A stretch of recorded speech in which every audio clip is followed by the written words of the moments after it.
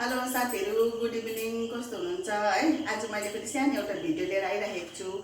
बुनाइको त तपाईँहरूलाई देखाएको छु। फेरि एउटा सानो अब टिप्सहरू म लिएर आइरहेको छु। के हो भने हाम्रो यो कपाल कस्तो झर्छ, त्यसले गर्दाखेरि चाहिँ मैले एउटा के अरे तेल बनाउँछु। म घरमै बनाउँछु, हाम्रो किचनमै भएको चिजहरूले म बनाउँछु होइन। अनि त्यसले गर्दाखेरि चाहिँ तपाईँहरूलाई म देखाउँदैछु आज यो मैले कसरी बनाउँछु। तपाईँहरू पनि लगाउनुहोस्।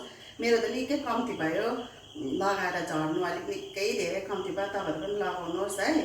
म तपाईँहरूलाई भिडियो देखाउनु छु, हेरिदिनुहोस् ल। तपाईँहरू भिडियो लास्टसम्म हेर्नुहोस् भिडियो मेरो। अनि यहाँ हेर्नुहोस् साथीहरू, म कराईमा तेल हाल्दैछु है। यो खानतेल हो, अझै प्योर पाए त झन् राम्रो हुन्थ्यो यो खानतेल है। अनि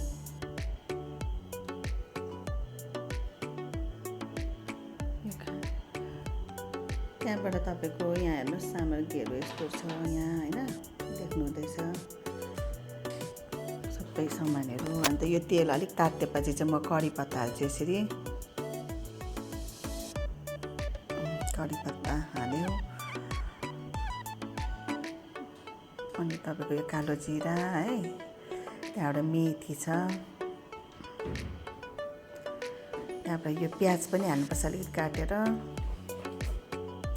अनि अदुवा पनि अलिकति कुच्चाएर हाल्नुपर्छ।